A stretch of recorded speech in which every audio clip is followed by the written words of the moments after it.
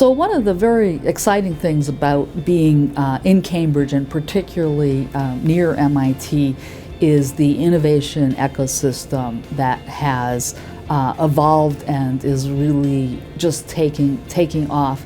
And while a lot of places strive to have this in their economy, the one ingredient that we really have is the MIT faculty, students, and staff.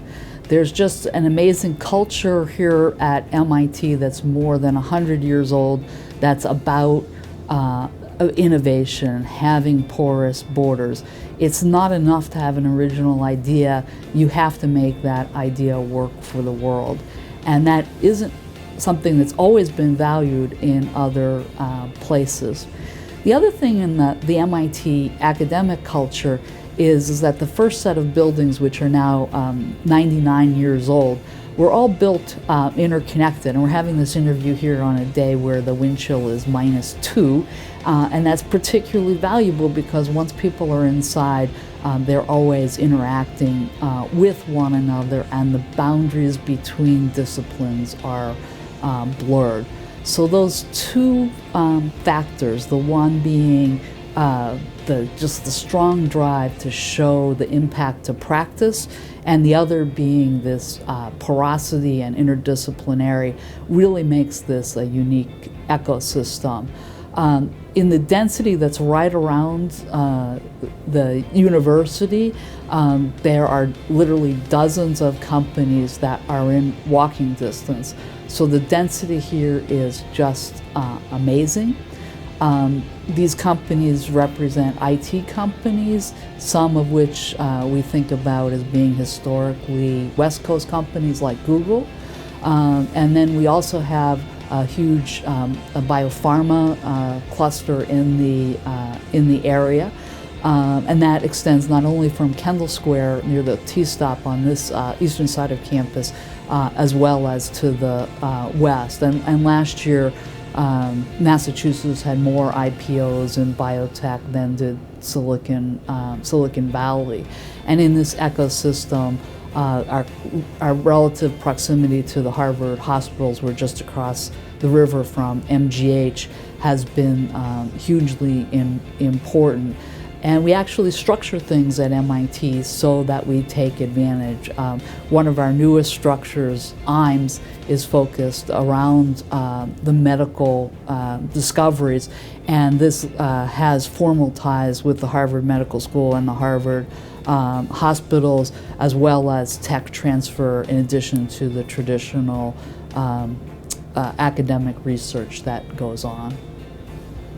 So as far as the competitive nature and the number of startups around here, I think it's fabulous for the startups in that they can ask each other what's going on. There's so many different areas that are non-competitive, but even so, they share a lot of the initial problems and mentorships. And I think there are innovation really rarely happens the old model of innovation in my head is that this brilliant scientist sits alone in a room and locks themselves in and thinks deep thoughts, but that's not how it happens. It really, tech transfer is a contact sport, and so you need other players out there. So the richer the environment, the better it is for everybody.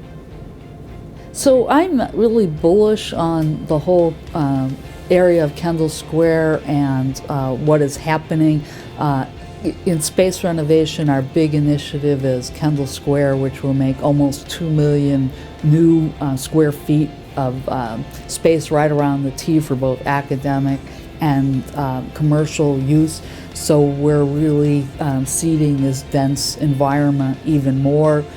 Many of the projects that are on campus, such as MIT Nano, which is a $350 million to build the world's most advanced university fab, is really thinking about itself in partnership between different departments and with all of our neighbors, startups, and large corporations around MIT.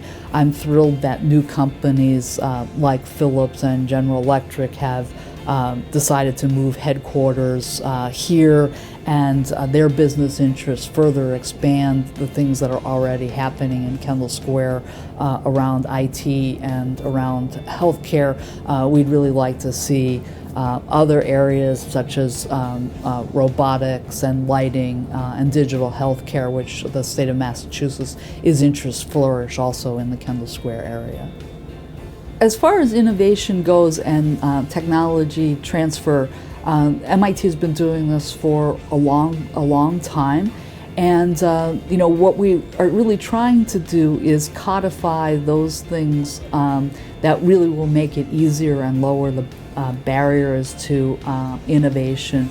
So when I was starting GBD, we went to the venture mentoring service at MIT. They were extremely helpful.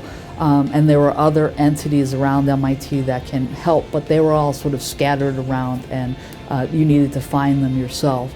And really with the innovation initiative at MIT, we're looking to codify that and make that more of an ecosystem, so that some of the learning doesn't really have to happen every time, that people can engage with the entire ecosystem seamlessly.